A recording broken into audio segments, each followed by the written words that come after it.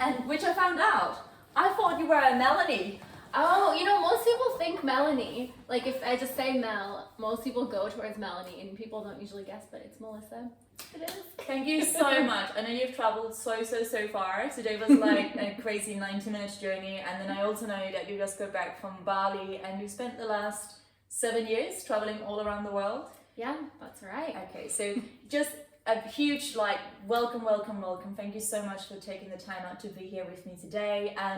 And to you viewers, really excited to share all the amazing wisdom that I know Mel is going to bring to the setting today. And just a big heads up that essentially we only met I think to the date exactly 1 week ago. Yeah, you're right, to the day. I just realized that. It's quite symbolic. Exactly. So we met last week at a dinner with my boyfriend, and obviously you and Carl know each other for a long time. Yeah, we've known each other more than 10 years. Oh wow! I didn't actually realize this. As much as I want to go into that, we are going to stick on theme, which is talking about you and your business and your reason for, which I am super excited about, deciding to give your gorgeous presence all around the world throughout the past 7 years. And just again, a quick heads up that I don't actually know fully what it is Mel does, but something within me got so excited about meeting you that I just was like, oh my God, it would be amazing if I could do a little interview and yeah, again, just super grateful you're here. So now let's start at the beginning. 7 years ago, where were you? Who were you? And what within you decided to go on okay, you know what? I'm going to pack up my stuff and I'm going to go travel the world for a bit. Yeah, so 7 years ago, I was living in LA. I lived there for 10 years, working my way up from the assistant to the assistant in entertainment over 10 years. I worked myself all the way up to where I was in a pretty good, comfortable position working in entertainment. So I had finally achieved all of my dreams, hooray! And this was right around the time when I was turning 30.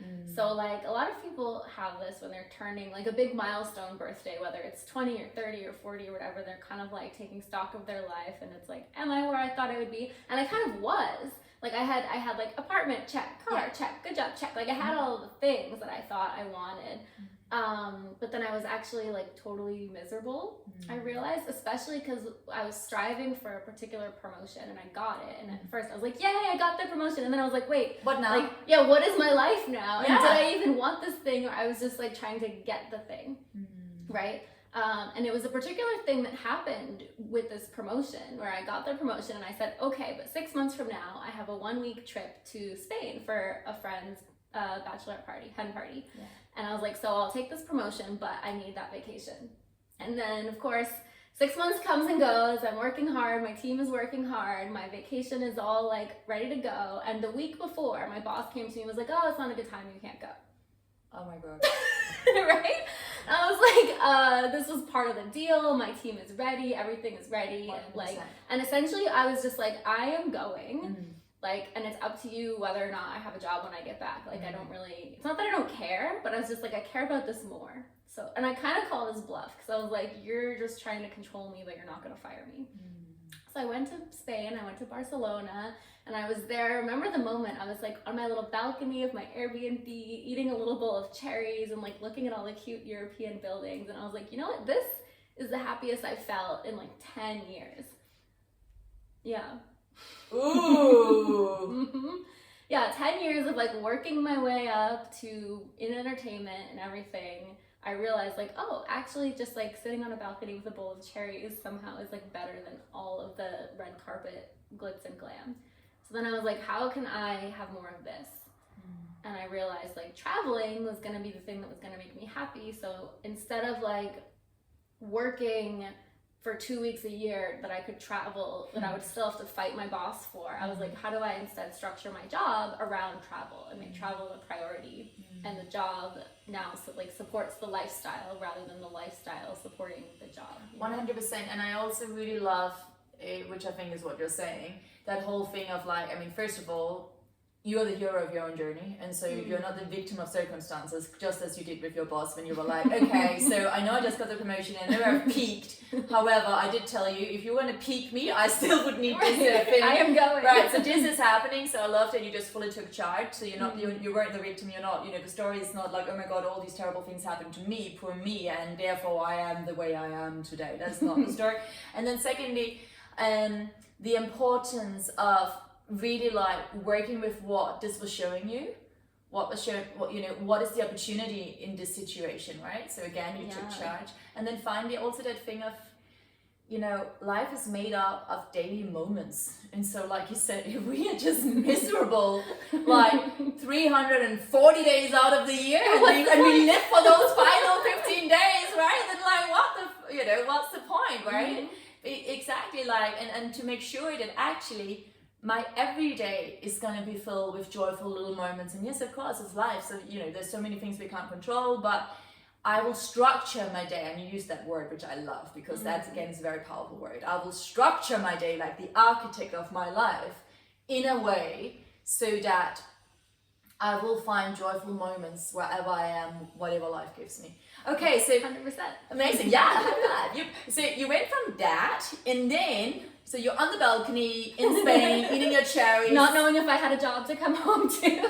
I love this. And had you kind of reached? Because can I just ask?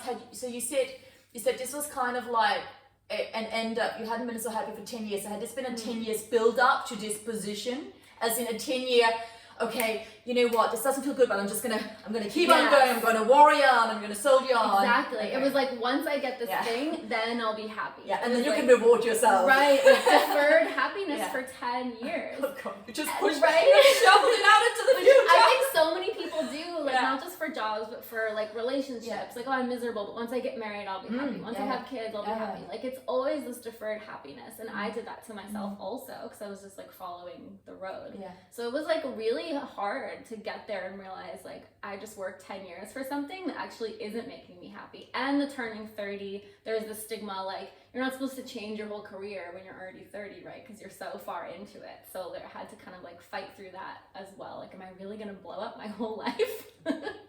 Can I ask you, did you have those moments where, because again, as you mentioned, not only are you fighting the stigmas of society, loved ones, peers, family, etc., but you're so finding the voice within your own brain, right? And that's always the hardest voice, because it doesn't leave you, right? Hey, you can close the door, you can close everyone else out, but the voice in your mind is still there, right?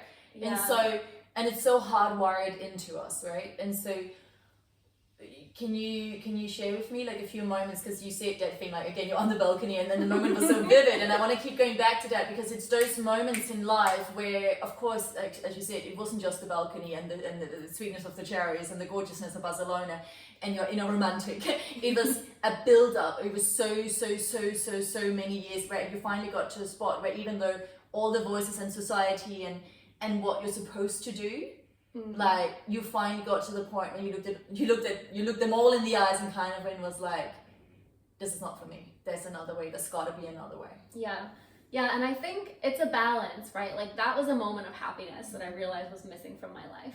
But then that was paired with being miserable enough to take action. That's my point. Yeah, because I think the other thing that happens to people, and what happened to me, is like, if life is pretty good, it's actually hard to change things. If things are going like okay, but not amazing. For me in that moment, because of what happened with my boss, and just because of everything, I was finally miserable enough that I had to change. It was the kind of thing where I was like, I'm gonna die if I don't change. Right. So it was this combination. It was like, I got a taste of what could be better with the balcony and the cherries and everything, combined with I'm in so much pain that I have to do something. Right. And those two things together are what I think create an unstoppable combination, where I was then able to get past the fear, get past the stigma, get past the everything, because I was like, if I don't do this, I'm gonna die. Yeah, basically. And basically going, actually, and my life and my happiness is worth something. Right? And I'm just gonna hold you there for a moment, which I'm like, I want to continue. I know. Like, can we get off that balcony up there, guys? No, we're still there. We are going back to that balcony. Anyway, no, what I wanna just dive a little bit deeper into is this concept which you said, which is change is hard. So usually we don't change until we're finding ourselves in a corner, funnily enough, in a corner where staying is no longer a choice, because the staying is causing us so much pain. Like you mentioned the words, like I was literally dying. Like it was either move on or like fall in, like, Yeah. And so, and I really, really resonate with that. And yet, like, I'm so passionate, hence why we're doing this conversation today. I'm so passionate about reminding all of us that we don't have to wait for life to feel like we're being cornered. We don't have to wait until the pressure has built up so bad that everything feels so intense before we decide to change. Yeah. And this is just getting a little philosophical about it, right? So I totally agree. Usually change is so intense for all of us as humans because we're like, we don't know what's out there. We don't know what it is, but it might be really bad and scary, right? At least we know what this is. At we least know this misery. We know this misery. And also we get so used to the feeling, so it's like, but at least it's familiar, right? Like I know what I'm dealing with, right? And I totally get that. And then it's just, it's also obviously experience, so I'm assuming you're like 37, 38? 36 now. 36 now, okay, so I'm 38. But having that experience, having actually lived life, and having had a lot of those where life is like, oh, Josie, you don't want to change? You know what, we're going to just put a bit more chili in the pot. Are you ready to move out of the pot yet? Okay. And at least here, and I mean, I know I'm not quite ready yet to be the wise woman, although I can't wait. And but I'm really sitting here and just going, I really, really, really, really want to be an advocate for the whole, we can actually choose to change. Just from a space of love, from a space of, because this is what you mentioned, a space of, I want to have a life where I'm enjoying everyday daily moments, and I'm no longer just living for the hype of the 15 days a year, right? Yeah, 100%. So anyway, I'm just sitting here going like, hey, we don't have to wait until this happens. We don't have to be completely suffering. Right? Because this is what we normally do, right? We all do it, and we kind of go like, this terrible thing has happened, right? And we're all like, oh no, right? But then we know that we get through the terrible thing and something amazing happens, right? But it's, and like you said, I can't remember, you put two things together. You were like pain mixed with the desire to change, something like that. Oh yeah, like getting a taste of what life could be. That's it, right? So there was still love in there, and I think this is also what it is. It's like you had so much pain due to circumstances, etc., and you staying in the circumstances, right? Because you were hoping that future Mel would be so happy that the present pain was worth it, because future Mel was super happy, right? So it was worth it. And then all of a sudden when you realize that like you kind of made it to future Mel, and yet future Mel wasn't what you thought she was going to be, right? And that thing of like, okay, can we choose to actually, instead of waiting for that to happen, where we are then finally broken down so deep that we go, okay, we either decide to die or we go up. Yeah, it makes us or breaks us, right? But that's essentially what activates our heart, where part of us, I'm calling it our heart, we can call it soul, whatever you want, but part, or even our will, part of us goes, no! And we kind of rise like a phoenix out of the ashes, right? Yeah. So just that thing of how can we actually make these daily reflections and going, okay, I'm here now. It's not terrible, but I know that there's a bigger dream out there for me. And so we're actually starting to be led and guided by excitement, by curiosity, by love, by really sort of also joyful experiences, instead of needing to be guided by really tough, like you got crazy sick, or you lost a parent, or like you lost an arm, like God forbid, you know what I mean? Yeah. So I'm gonna finally jump us off that balcony and just take us into, you're sitting there and now you're like, okay, I will take my way in a different way. And then what happens? You go back to LA? Right. So I made this decision of like, I don't know how I'm going to do this, but I'm going to create like a lifestyle that supports what I want, basically. That's what I left Barcelona with, this idea. But I had nothing else in my mind. Like I had never heard, for example, like now I'm a digital nomad. I had never heard of that phrase before. At that time, I didn't even know that was You didn't know your people. No, I didn't even know. I was like, somehow I'm going to travel and be able to support my lifestyle while also traveling, but I don't know how. Yeah. And it was so interesting. I went back to LA. Of course, my job was there waiting for me because it was completely false urgency, which bosses love to do. So I start my job again, but now I'm even more miserable because I knew that like at any point I had this person basically controlling my life. Yeah. And I was like, I don't want someone else to say like when I can do things. And so I just started saying yes to opportunities that seemed like it made sense. Like it was, I think the following weekend, there was a friend of mine was doing like a brunch for women in business. And I was like, cool, great, sounds great. So I go to this brunch and I have no agenda. I'm just at the brunch. But I'm a woman and I'm in business. Right, exactly. I was like, sounds like it's on brand for me. So great. So I'm at the brunch and I happened to be seated next to a woman who was a business coach. And even at the time, I didn't really know like what a business coach was. Like I had just had a career in an office my whole life.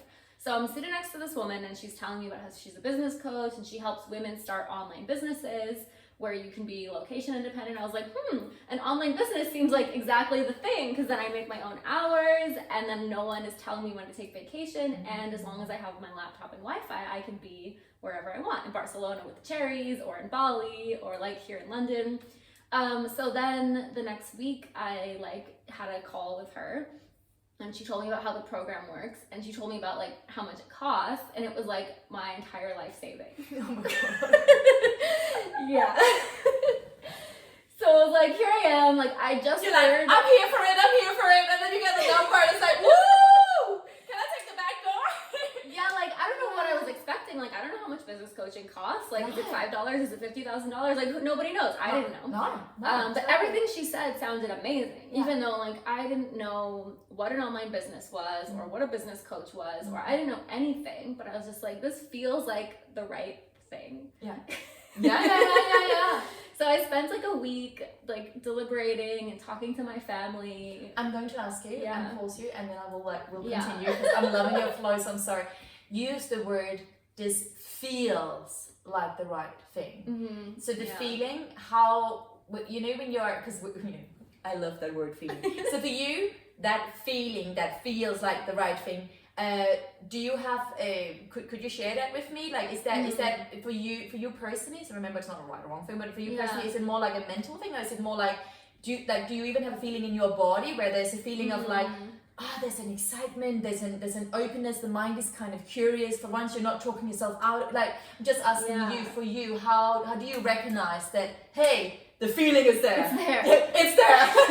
It's a good question, because I think it's an energy thing, and you're right. Like it's hard to pinpoint exactly what's happening, but it's like for me at least, I know when it's there and when it's not. And I've had tons of different things that have happened in my life where I've been like, yes, this is the thing, even if it's scary or even if it feels crazy. Yes. And I've had tons of other times where I'm like, this is not the thing. Yeah. Right? Even though on paper it should have been the thing, right? So you get this. I guess there probably is, if I like tune into myself physically, it's probably kind of like an openness or a lightness or something. Whereas when something's not the thing, it's like more of a tightness. So I just like, of course, I was so scared, and my analytical brain, my logistical brain was like running the numbers and like, is this the right thing? Is this woman gonna scam me? Like, you know, I'm thinking about all that. But then at the same time, even while I was talking to people about it, like I was always arguing for it, right? Like if people tried to say, well, what about this, what about this, what about this, I always had like, okay, but you know. So it's just something in my intuition, like it was a combination of, it was the right woman, the business coach, like I just happened to vibe with her and I liked her, and I think that was really important, and I liked the thing. So like those two things combined, I just feel it and I just know it's right.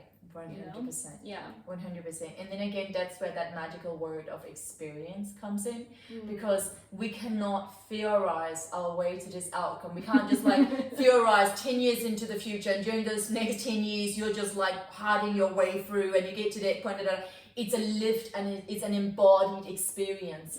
And having had those 10 years of wanting to constantly push the happiness into the future and into the future and into the future, and then even when you got there and you got the promotion, and even then you had said, yes, I would like the promotion, I would like this position, but I need to take, you know, my one condition, your only condition, the one time your soul was like, speak up, woman, and you spoke up and you were like, just the one thing for 1 week. It's not like I asked right? for it, like 1 week. Your boss was like, oh no, you can't do that, and then you know you came back and he, she, whatever had essentially kind of bluffed you. And so I think having had that felt experience of those 10 years where you just kept shoveling your own happiness down, hoping that at some point out there, happiness, joyfulness was for Mel. Do you know what I mean? Yeah. So then when you meet her, this businesswoman, this whatever she is, gorgeous coach, it makes so much sense for me.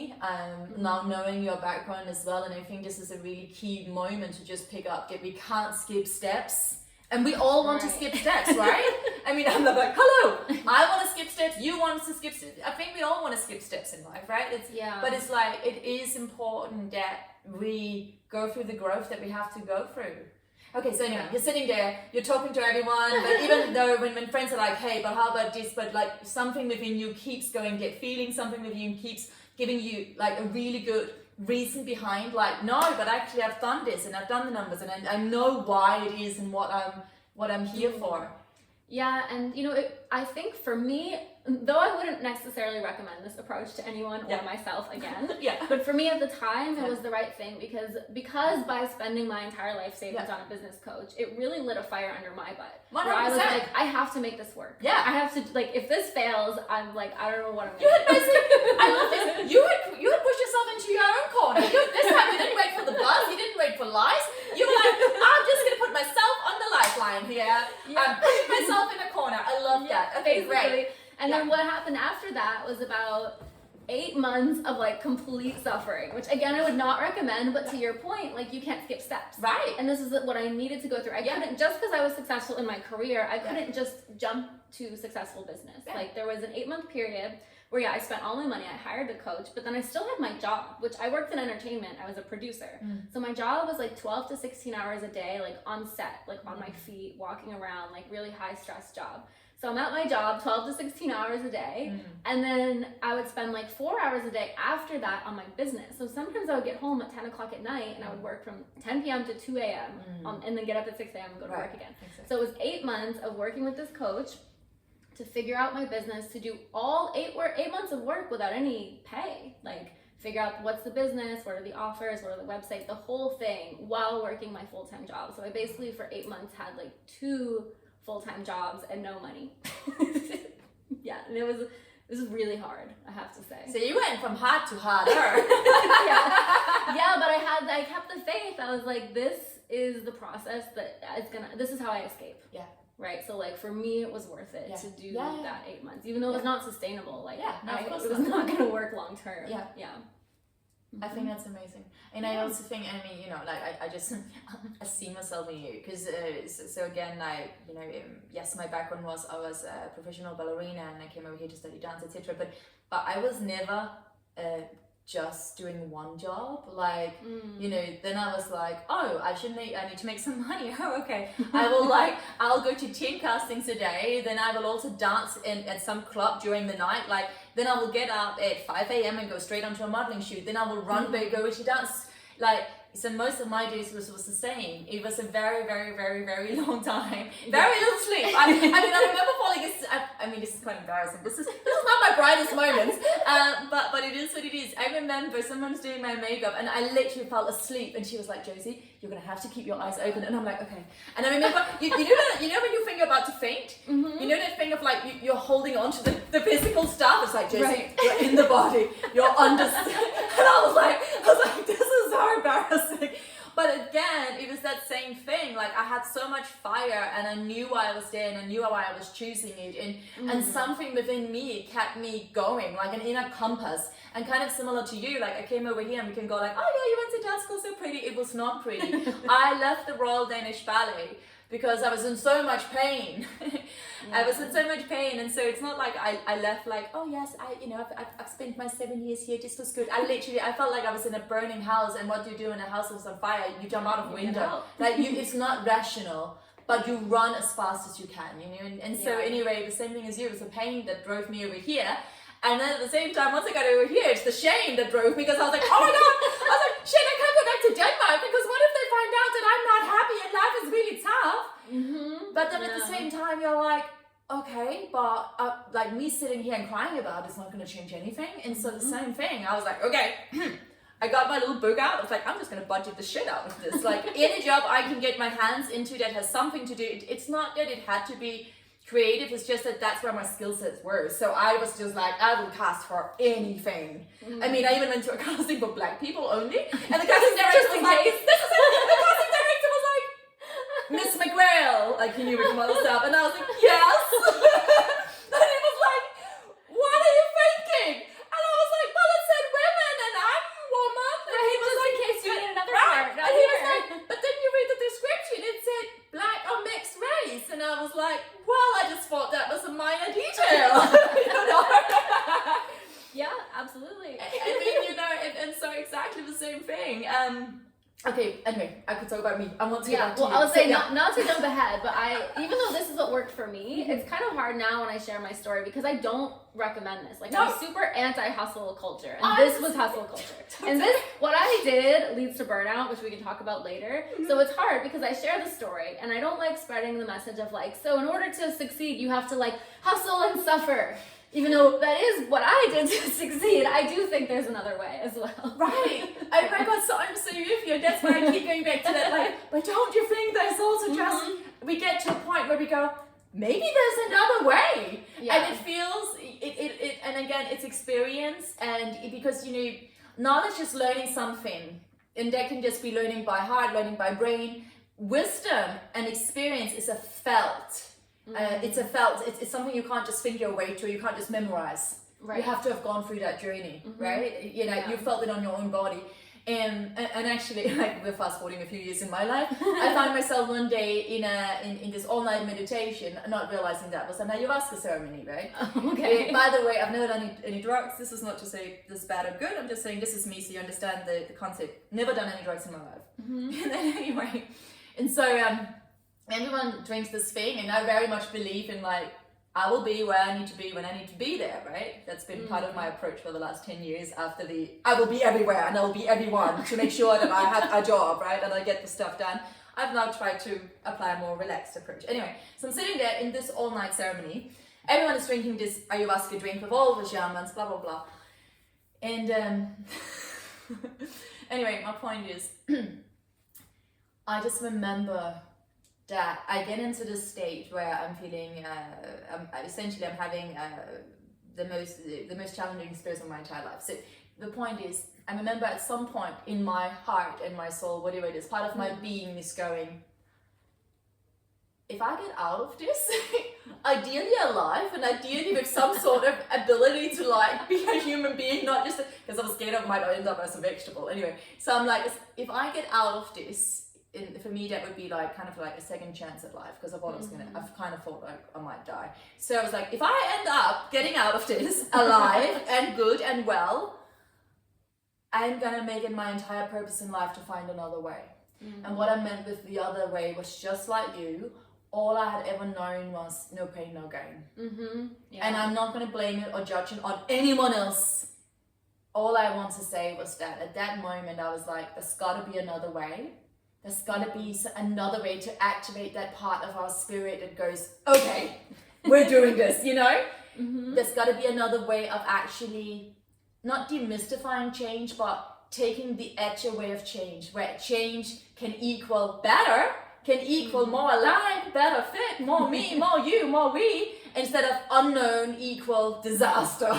You know? Yeah, for sure. And so that was my whole thing. And I mean, as we know, I came out of alive and here we are. I was going to say, have you figured it out? Because I'm still working on it. Oh my God, I am it's still a process. I am so working on it, 100%. But what I will say, I mean, this is also where, for me, neuroscience really comes into play. Neuroscience, affirmations, like the understanding. It's not that long ago that psychologists used to think that we couldn't change our neurological pathways like that. That's just going back like 10 years. Like, it used to be, the belief was, well, by the time you're 30, this is who you are, like you've shaped your personality, the brain parts within your brain is done, evolved, that's as good as you're gonna get, right? That didn't mean that we couldn't learn new things, but learning new behaviors and learning a new way of taking in new information, especially when it was about, well, could I choose to look at this in the positive perspective? Could I choose to look at the change that is occurring as a willingness and an openness and as an opportunity for better aligned people experiences, work, whatever, right? Yeah. And so that's only 10 years ago. And so anyway, then I stumbled across Louise Hay, the author. She created Hay House, etc. That was a tiny little book. I was in Glastonbury in Somerset in England. I stumbled across this little book and it's called You Can Heal Your Life. And I didn't even, there's a really big book that she wrote. I didn't read that. I read the teeny tiny one. And the teeny tiny one is all about her affirmations. And it's something really, and again, we all have to find our own click, right? Something where we go, man, this resonates with me. Because what she talks about is, you've been saying the same story. It might be two stories, there might be a few different ones. But you've been pretty much telling yourself the same story about who you are not, what you can do, what you cannot do, what is for you in life and what is not for you in life, right? Yeah, you've been telling yourself these stories, i.e. these kind of affirmations, these statements about yourself, internally and also externally, your entire life. And so everything we do in life is motivated by this inner voice that we have, right? And so what she was saying, like, well, if you're 30 years old and you spend 30 years on this planet, hearing from your parents, etc., who you are and who you're not, and then taking in that info as truth, this is who I am, this is who I am not, then if you want to all of a sudden one day wake up and do things a different way, you gotta start changing the inner voice. And so she was like, if it, for 30 years, it took you 30 years to hardwire a connection, a neurological pathway within your brain that went, you can't trust people. Well, it might take you a little while to go into a state creating a new pathway because it's malleable. It's like a muscle. You can change the fibers. Right. It might take a little while before you can create a story that goes, I trust myself and I trust in life. It is safe for me to trust, for instance, right? Yeah. And so I basically went on a 1 year journey, 365 days, where I did 30 minutes of meditation every day. But the meditation I did was a new empowering affirmation every single day that was personal to my stories. So I basically wrote down every single story in my brain that wasn't empowering, and I changed it to a present tense positive statement. Wow. And I just, honestly, I brainwashed the shit out of myself. Because I was like, hang on a second. I was like, from my understanding, the brain, so all of our thoughts pretty much are like a very advanced computer, like a Google search bar. So whatever I put at the forefront, the brain will just give me more of. Yeah. And when I started to realize that, I was like, first I was really scared because I was like, holy shit. Oh my God, then who am I? And do I have any say in this, right? And then I was like, oh my God, I was like, this is so true, because I started to realize that there were thoughts, and then there was me that were noticing that I was having different thoughts, and that means I was not my fault. So I was like, well, that is clever. And then I was like, okay, so yes, I can just choose to place my attention on specific thoughts, like, I was like, Mel, this sounds great, do you want to come over? I took action on that thought, right? We juiced it out. I was there for a little bit. But then what about all the thoughts that we have when we sleep? What about all the thoughts we have when we are walking down the street and we get like a little insight, a little inspiration of, oh, it'd be great to go to Greece. Do you notice that your brain immediately gives you all the reason for why you cannot and shouldn't and mustn't go to Greece? Because those are limited belief systems. I'm not saying it's right or wrong for you, but I was realizing in my own life was that I was like, I have so many of those. Yeah. And so I really, really, really wanted to change. And then I was like, okay, well, as much as I would like to just like change the entire life, like you need to change and you need to change and can I place you over there and then I will be okay.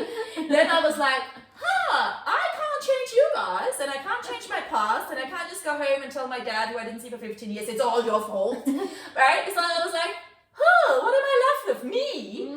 And so I was like, right? And so I was like, okay, it took 30 years to create an ingrained belief that I can't trust life, right? Yeah. Well, however long it's going to take before I start to really trust life, I will do the work, because that was one thing I knew from previous experience, that I'm really disciplined. So I was like, okay, I didn't mind working 18-hour days, almost barely sleeping. Maybe I can spend 30 minutes a day to create my own wellness and to set myself up for success. Right, seems actually a lot easier than working 18 hours. Right, when you put it that way. Right, and so that's basically what I did, Mel. And then and then to keep myself accountable, I was like, I'll put it on Instagram because then I have to show up every day. Yeah. And then, because I don't like letting people down. That's part of my personality. I was like, I am someone who is a loyal person. So I was like, no, I'll show up. And then I was like, oh, it might even inspire someone else. Yay, full circle. Right? And then I found more motivation as well, because I was like, oh, then it's no longer just about me, it's about we. And again, my whole thing in life had been I wanted to help empower other people. And so, anyway, so you're asking me, you know, how am I feeling about that? I feel like it's an always ongoing process. Ever evolving. It really is. But I also just, in my own life, even just looking back over the last 2 years, like my life has changed completely, and the changes didn't happen from outside, it happened from inside. The only thing that changed is that I started to change my beliefs about myself and my own ability. And that was really it. And again, many different practices, many different ways to do it. I don't believe in one formula for everyone, but for me, working with affirmations was super, super powerful. Yeah, mindset I think is probably the most important and like hardest thing, well, for entrepreneurship, but for everyone.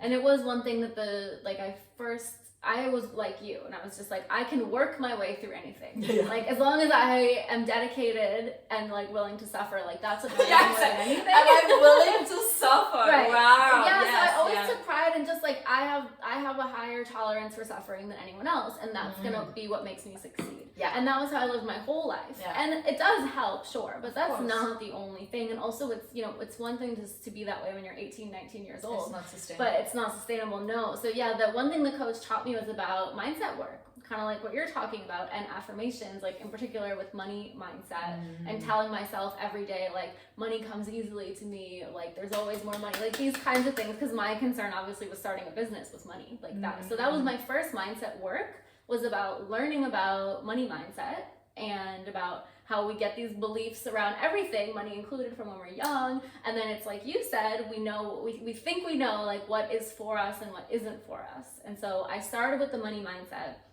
and then, you know, moved on to other different types of mindset, and then moved on to like manifestation, which I think is really interesting, because I'm not like a spiritual woo kind of person. Like, I'm very like science, facts, like, you know, like to me that's what I prioritize. And I always thought manifestation was silly, because I thought it was just saying like, I'm gonna have a successful business, and then you just wait for the successful business. You're basically waiting for someone to come and knock on your door and be like, yeah, correct. Mel, that's what I always thought. Yeah, that's what I thought people were doing, and I was like, this is ridiculous. But I learned like what manifestation is like what you were saying. It's actually just training your brain and your thoughts to focus on the things that you want. And then even the subconscious brain, while you're sleeping, while you're at the grocery store, 100%. Will start to focus on these things and help you get closer to what you want to manifest. So it's not magic.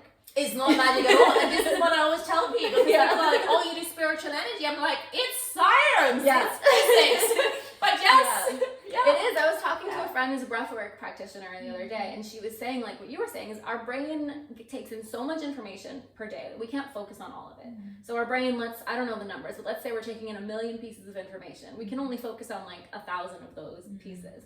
And your brain decides what's important based on what you've been telling your brain. Your belief systems. Yes. So that's why it's so important to tell your brain, like, I am this, I want this. So 100%. That when your brain decides what to filter in and out, it has information to do. It has a filtering system. That's right. Just like when we're searching for a perfect holiday and all these different places like Airbnb, all these different places comes up and we go, price, highest to low or lowest to high, right? So whatever it is, like, we need to have a filtering process. I think this is such an important thing to add.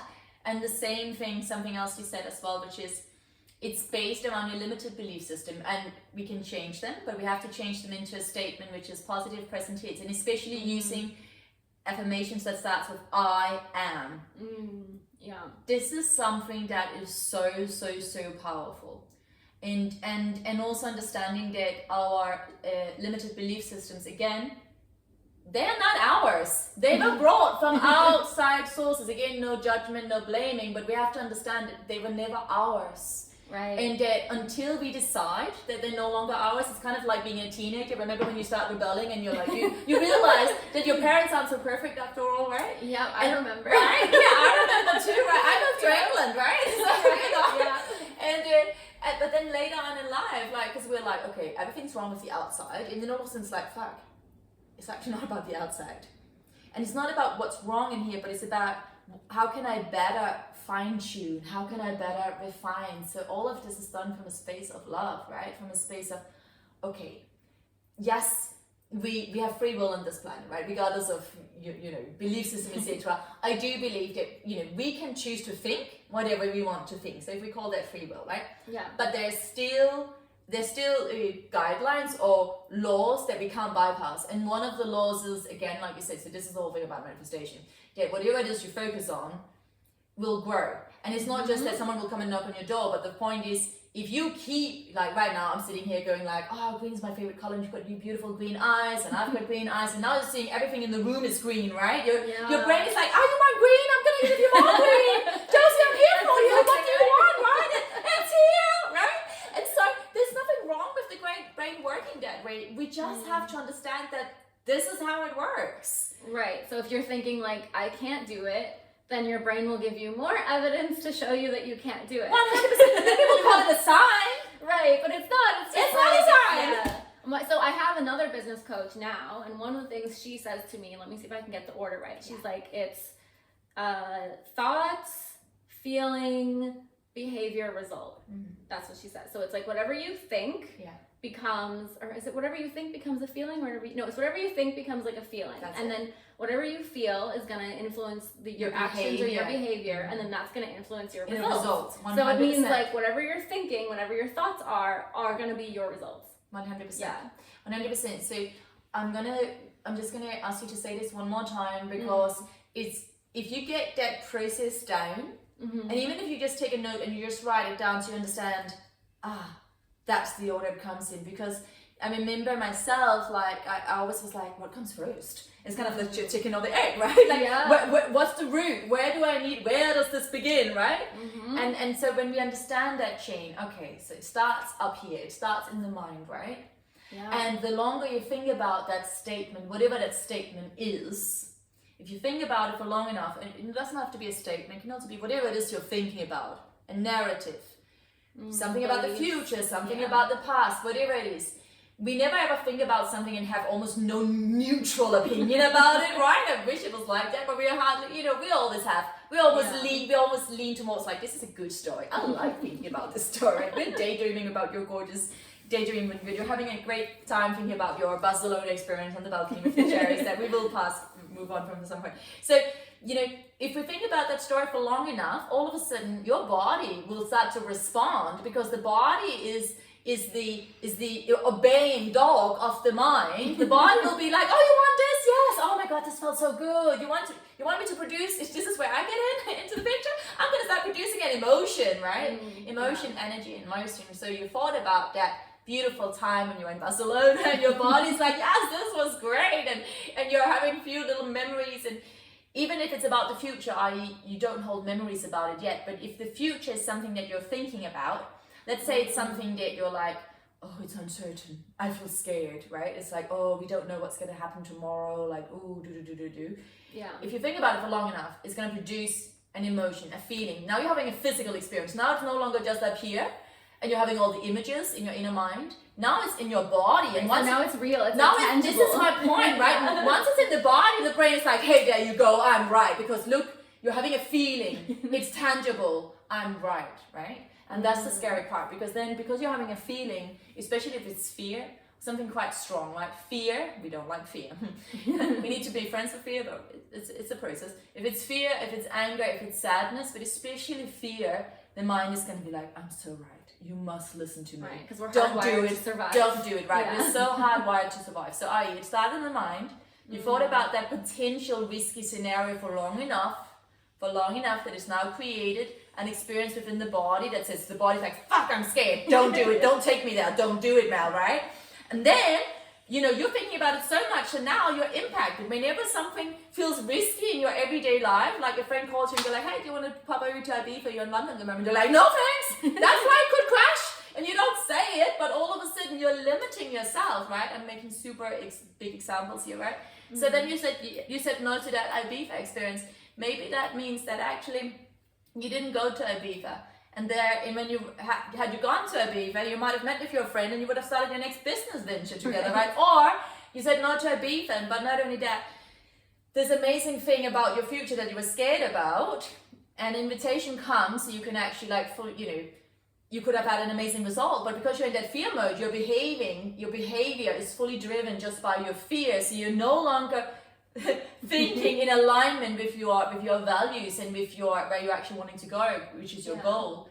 And so you say no to that potential offer that came your way. Right. So thoughts, feelings, behavior, result. Yeah, which is not my system, but it's the system that I use to try to keep myself on track with my goals. Amazing. And also when I feel like things aren't going the way that I want them to, I try to think that in reverse. Like, what information am I feeding my brain that is creating this result? Because I'm saying I want this, but I'm getting this. So like, where are we going wrong here? And I loved it so much. And I mean, first of all, it's super wise. And I really agree with it. So I'm like, yes, well done you. But also, again, you're taking charge. You're not a victim of circumstances. You're going, hey, okay, let's slow things down for a moment. Let me spend time with me. It is not everyone else's fault. I'm not getting the result that I want. Okay, what am I doing? How am I affecting and impacting this in a way that is not in alignment with my desired outcome? So you're taking charge. You're becoming fully responsible for your own experience. And I mean, this is the most empowering thing we can live in. When we live in that state where it's no longer about what he said and they said and blah, blah, blah, but it's about what am I bringing to the table? And if I'm not getting the outcome I want, where can I shift? Is it just a mindset shift, or is it that actually, going back a few steps, my behavior, yes, was driven by an emotion that actually was fear-based, and actually I did have these thoughts. And you know what, like you don't even have to understand the whole ABC, but having that approach to life where we go, I am response-able, not just responsible, but I'm responsible because I am able to respond to life in a new way, in any moment, right? So whatever is coming my way, I'm no longer blaming it on someone else or something else. I'm actually taking responsibility. I am able to respond in accordance with my values. And it is pretty much always like what you said. Either I realize, okay, I didn't actually really want that thing. Yeah, right. That's why I didn't get it.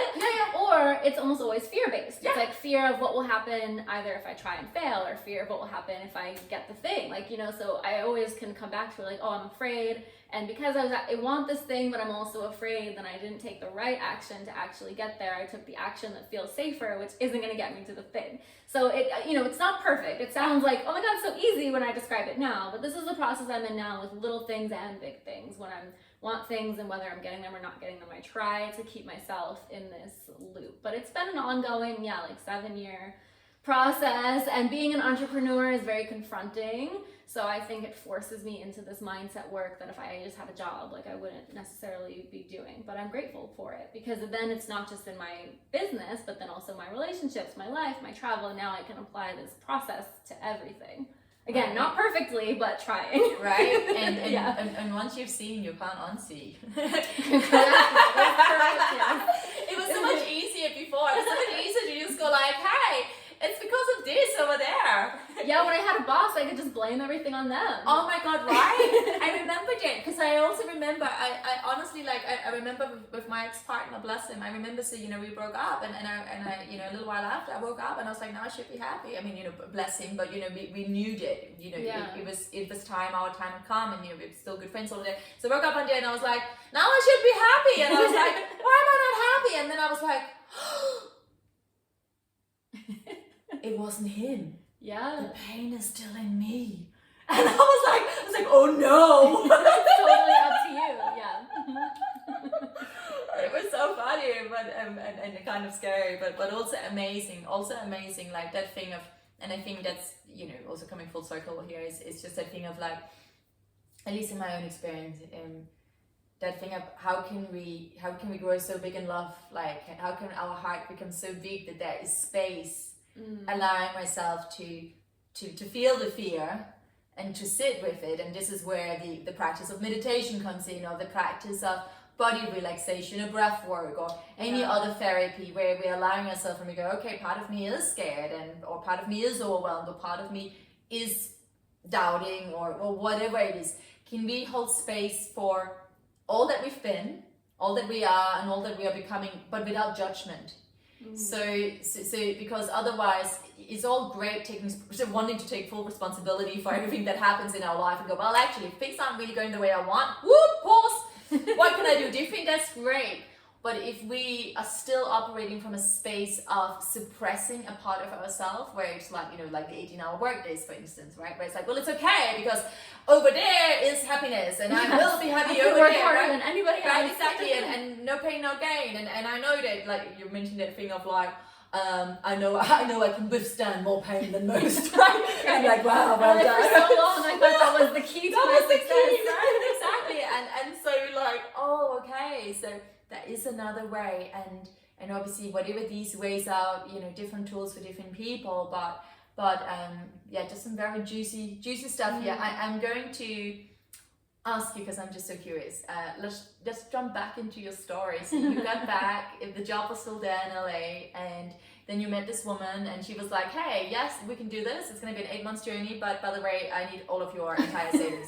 And which I love, because first of all, and then you mentioned that a lot of the mindset that she did with you and that you went through to be in the beginning was money mindset, which is hilarious, because normally you gave me all your money. That's my point. No, but what I mean is, so I do a lot around money. I'm like massive advocate, because money is about abundance, and it's about allowing, and it's about trusting. It's massively about trust. And then it's also that thing of money is connected in a spiritual terms to our root chakra. It's all about, it's our base, it's our foundation. If we live in a system where money is the currency, right? Yeah, and we so need it. we need it. So it's kind of the same thing with, whereas I can say like we have free will to think any thought. Yeah, but if you don't realize that you have the power to choose your thoughts and then change your thoughts, you can't bypass that law. And so it's kind of similar with the whole money thing. But what I just thought was so amazing and hilarious is that she's like, we're gonna start off with like some money mindset work. And she's like, you need to like affirm the shit out of this, right? So you're there doing your money affirmation, which is amazing. But I'm like,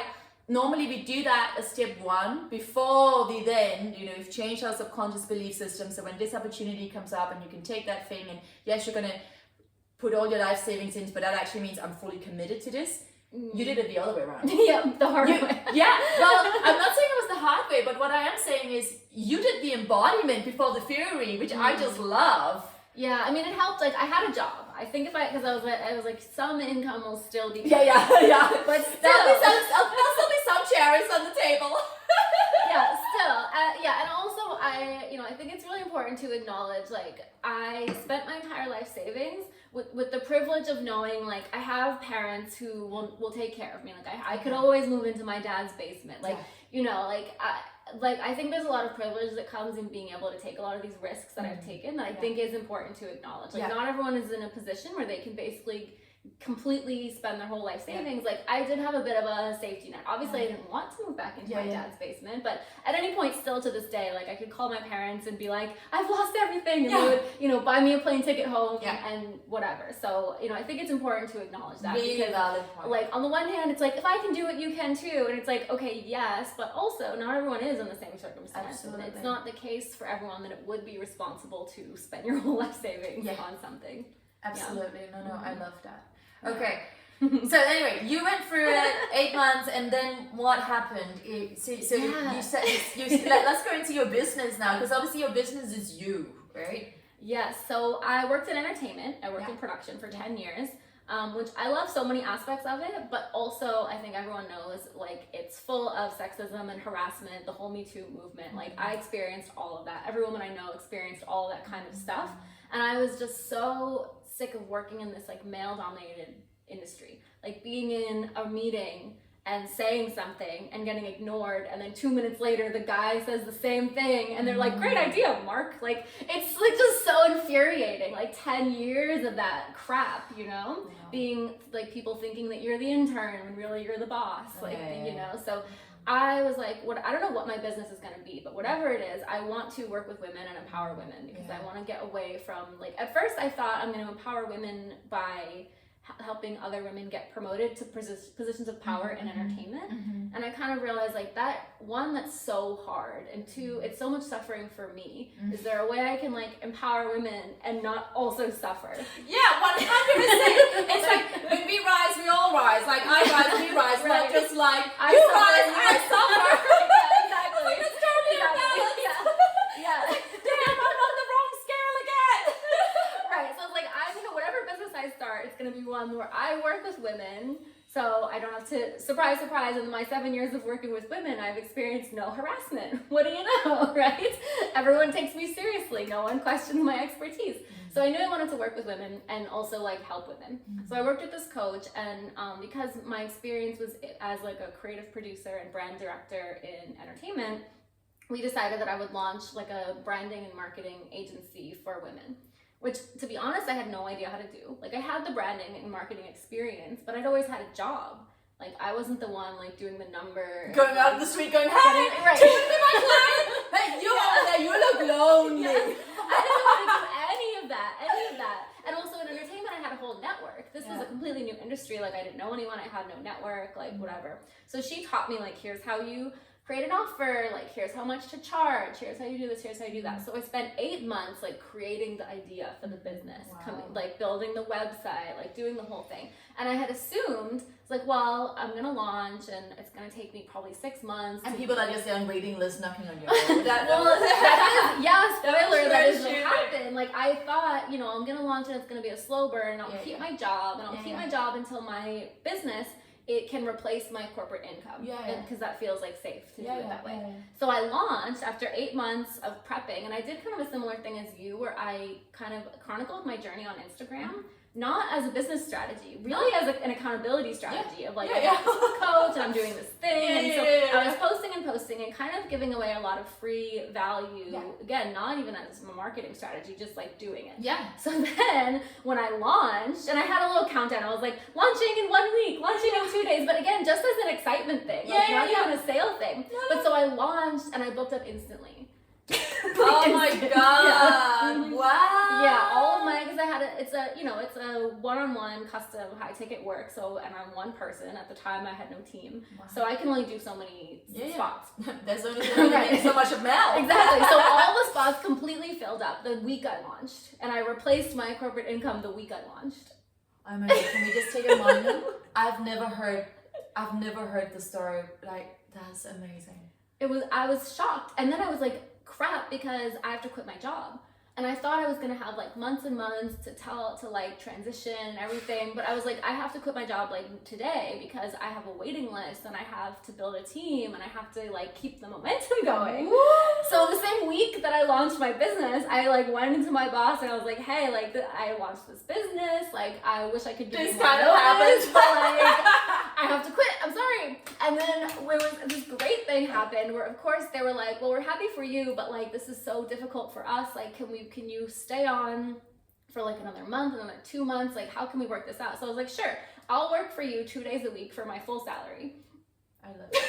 Exactly. Because you had nothing to lose. You had nothing to lose, and there was nothing in your brain, no limiting belief system saying, oh, like, might this, might that, because who gives a shit? Like, yeah, and it gave me, honestly, a great cushion while I was building the business. So basically, in the span of 2 months, I launched the business, I quit my job, I sold everything I owned, and I moved to Bali, which again, I don't recommend this approach, but that is what I did. Yeah. Oh, I mean, I'm just, okay, I think we just need, okay, so this is Mel 7 years ago now? Yeah, just about, yeah. Okay, I think we need to stand up first. We're just gonna stand up for Mel and just give it, oh my god, now she's my shoulder. We're just gonna applaud Mel. This is amazing.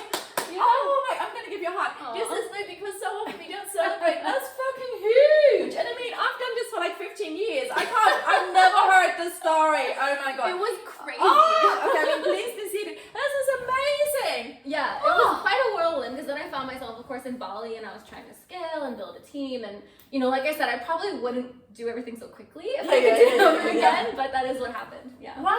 Mm-hmm. And, okay, and then at some point you met a partner who's you're no longer with him, right? Did he come with you to Bali, or was that No, I moved alone. I moved completely alone. And did you move to Ubud, or where did you move to? To Canggu. Okay. Yeah, because I was more like the digital nomad kind of like vibe and less the spiritual vibe. So yeah, I spent the first few months of my digital nomad journey in Bali, like building the business, learning how to hire people, and and it was ups and downs. Like the business has been doing well ever since, but ups and downs. Like for example, I never in the last 7 years, I don't get new clients in June and July. Just the nature of my business. People are on holiday. So the first year that happened, I was going from, like March, April, May, tons of new clients, and then suddenly crickets. And I was like, oh no. And when it's your first year of business, I was like, I'm never gonna get a new client ever again. Like I need to get a job, like I failed. And then of course, August comes around and things start to pick up again. Because when you have a job, it's the same paycheck every 2 weeks. And I had to learn like entrepreneurship is seasonal. And then the next year came around and again, June, July, no clients. And I was like, well, maybe this seems to be a theme. Right. There seems to be a pattern here. Yeah. Now we're actually in July, but now it's been 7 years. So now I just know, okay, in my business, just like if you run a ski resort, like you won't be sad about having no clients in the summer because that's just not how the business works. So I just had to learn, okay, my business the slow season is June, July. So now I plan around that and everything. But the first year or two, I didn't know any of that. So it was a real roller coaster, just like from a mindset standpoint. And I think this is a really important thing to actually have a chat about. So again, like I've been self-employed my entire life.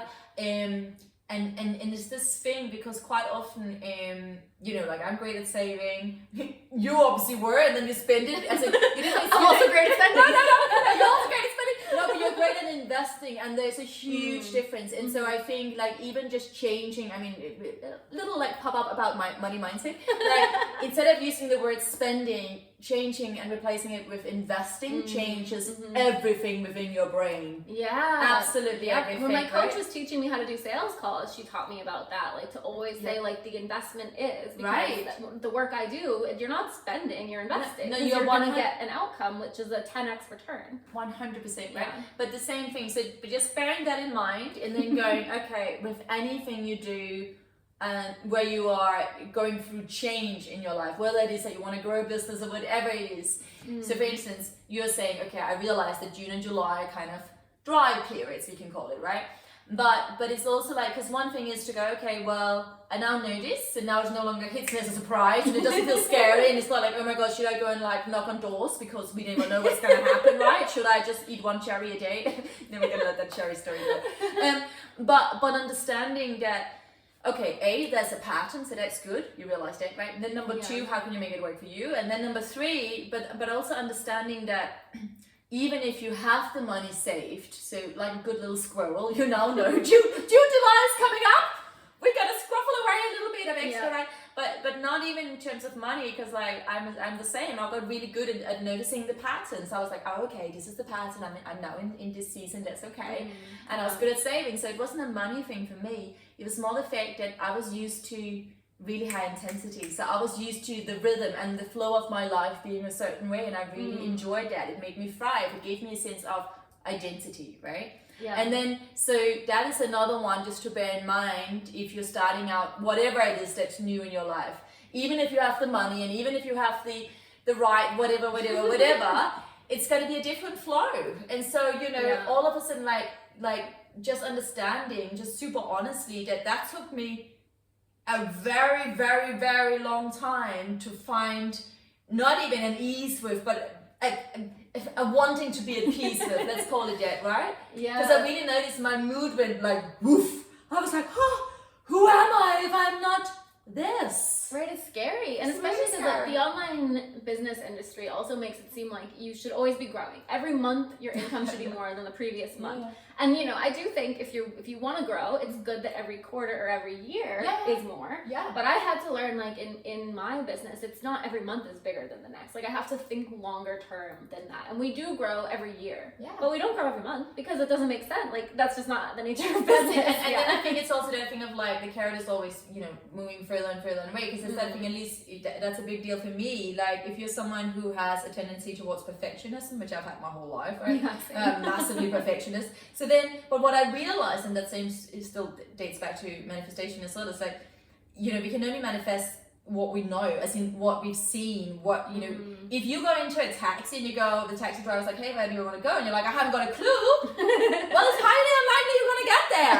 Right. I mean, that is basically the basics of manifestations, like know your goal and know by the time you get to your goal, what's your next goal, and understand that as a human being, especially the nature of a perfectionist, you need to have a goal, because if you don't have a goal, you will never stop. Yeah. And then have your second goal, and the goal doesn't have to be more, but it could be something different. Understanding that there's happiness and joy and a sense of success in different ways. Because I kind of did this thing, and I mean, there's nothing wrong with this, because I mean, I love earning money. I think money is an amazing thing. But I did this thing, I remember I was 16, and I heard about this dancer who had made £80,000, and I was like, oh, if she can do it, because she was like Scandinavian like me, I was like, oh, I can do it. And then I was just like, I'm gonna make 80,000. And one day I didn't look at my bank account, I just kept saving, and I kept working, and one day I was like, I've made 120. And then we can sit here and go like, well done, and it was well done. But I kind of was a bit like, what now? Do I just endlessly keep making more? Is that, you know, like, if we are unclear about, and you know, even like, we don't need to know the right step in 10 years from now, but at least going, what's the right step for me today? Like, today as I am today, what is a goal that feels achievable, still exciting, still giving me a sense of drive? Yeah, it's important not to just be like growing for growth's sake. Like, you're growing, like when I say my business is growing, there has to be a reason, right? Right. Where I'm just gonna endlessly grow. At some point you have enough money, like you're saying. That's kind of my point. Whether it's money, whether it's in terms of how many employees, whether it's in terms of, I mean, which is for me should be the highlight of personal happiness, and what is personal happiness to you, and that can only be defined and should only be defined by you, right? Because no one knows you as best as you know you. Yeah, I mean, and for me, it's like complete time freedom. So right. When I grow the business, it's in order to be creating a lifestyle business even more than it already is. Like, already, you know, I work a lot less now than when I have a job, but I envision a future where I can work even less and I can have enough money saved for retirement, so, you know, and all of these things. So like for me, growing the business, I have ideas in mind that are more, that are really about the time freedom, not really about like, not just like a pile of money. I love that. And not even what can I buy with the money, but what, you know, how can I just like have my life of totally available to myself? I love that. And in this amazing space, you've therefore been traveling around the world for the last 7 years. Just share with us, because I know we're going forever, but this I love Mel so much. Don't you just love her? It's so amazing to be here with you. What are some of your highlights in terms of like places that you really enjoy spending time? And let me rephrase. How long do you tend to spend in one place at a time, just roughly? Yeah, so it really varies. I mean, obviously we had like the world shut down for a year, so that greatly impacted travel more than a year. I was like, what planet did you do COVID on? I was like, I love the 1 year experience. Oh, you were in a country that didn't have so much COVID. Yeah, well, COVID happened and I was homeless, right? COVID was hard because everyone was like, stay home. And I was like, well, where am I supposed to go? Like, I don't have one of those. Yeah, so during that time, the longest I've spent in the last 7 years anywhere was 1 year, which I spent in New Zealand because of COVID. Yeah. What island were you on? Sometimes the North Island and sometimes the South. I went all over. So New Zealand was incredible. Usually I wouldn't want to spend a year in one place, but that was a great place to spend 1 year. Now I go anywhere from like 1 week to 3 months. Like I would say 9 months of the year, I spend 3 months in each place. Yeah. And then usually during the summer, I travel a lot around like Europe. Like last summer I did like 10 countries. I think this summer a little less, like 6 countries. So it's like I'll go through a period where I'm traveling a lot.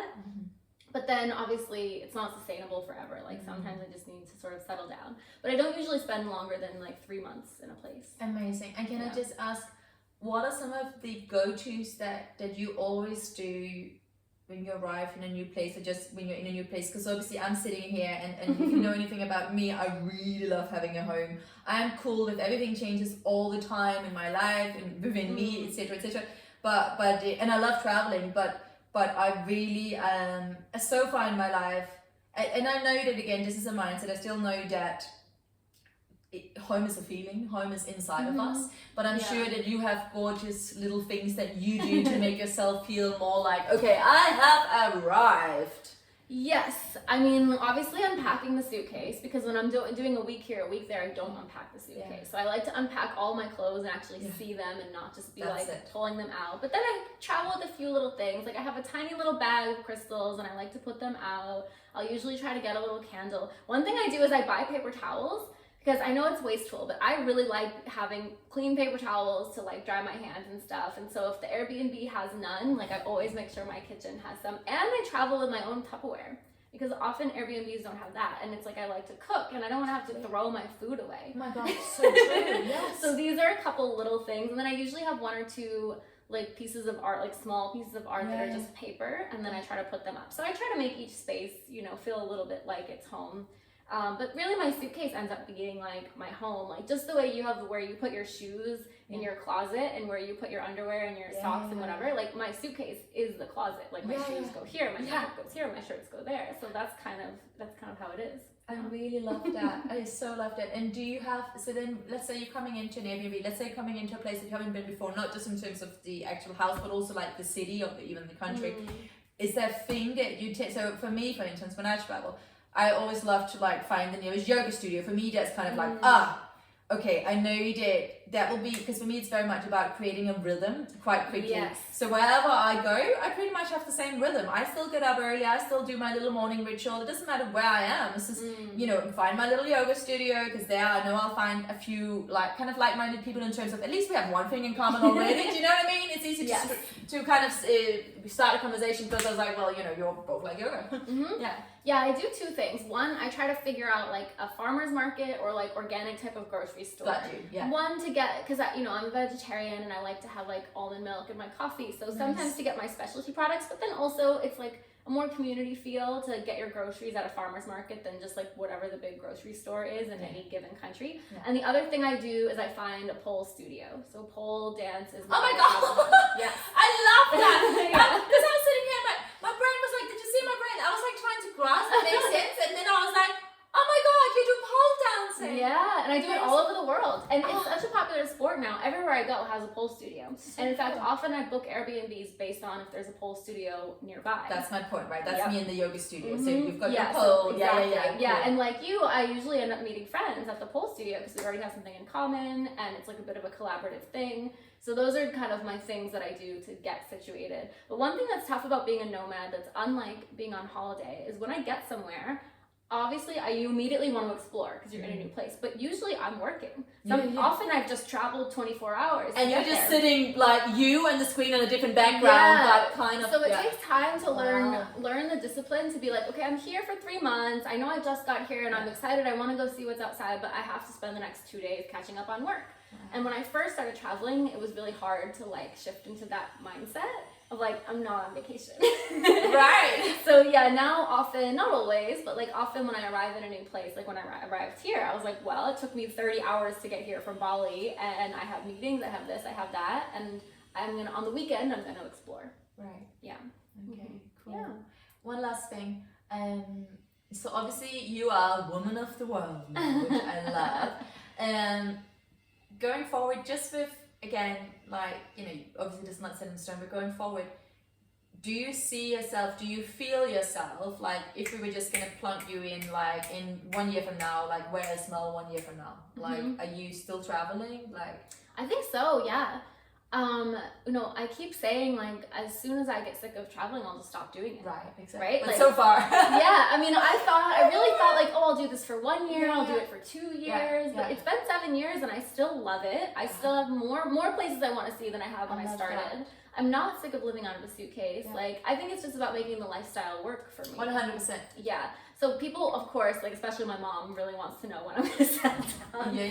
And it's just, the answer is like, if and when I feel like it. 100%. And you know, but just to say, I remember it's the same thing when I came to London. I was 16 and, you know, like I promised my mom I'd only be here for 3 years because that was supposed to be the length of my dance school education, right?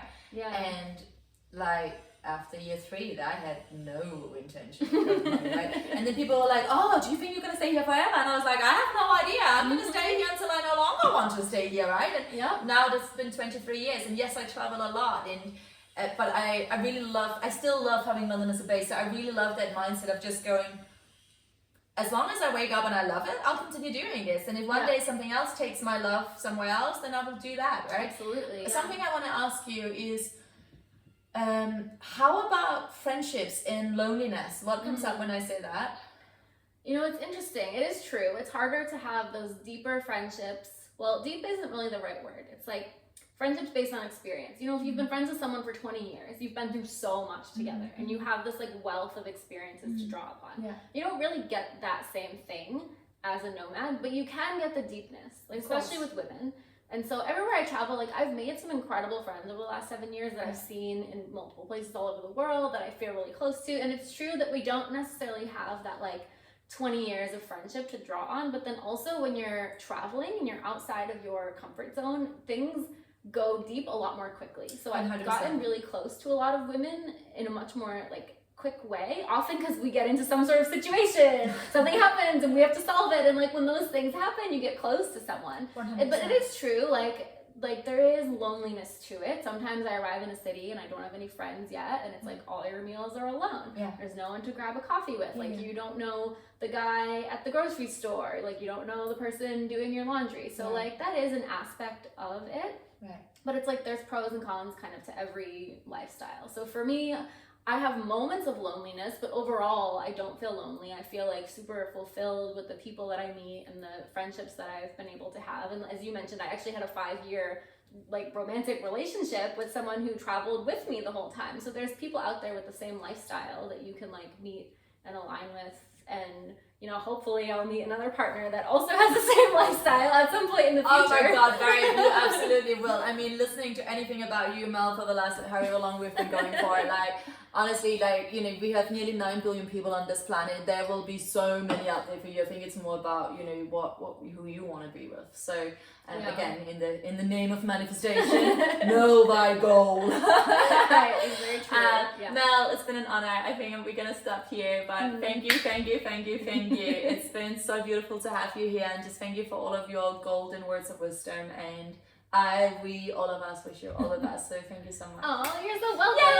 It's been such a pleasure. Oh my God. And we got to know each other more as well, because I know. you didn't know any of this story. No, I so didn't. it's new for you, and it's completely new for Josie. as it is for most of my life. I'm always just like, I don't know what it is, but we need to do this. Thank you so much. Honestly, I can't wait to watch this back. And it's like, yay, amazing. I'm going to switch this off somehow. Okay. I'm going to try and go from the side. Let's see if I can make this a little bit prettier this time. Yes. So I need to push that button there, right?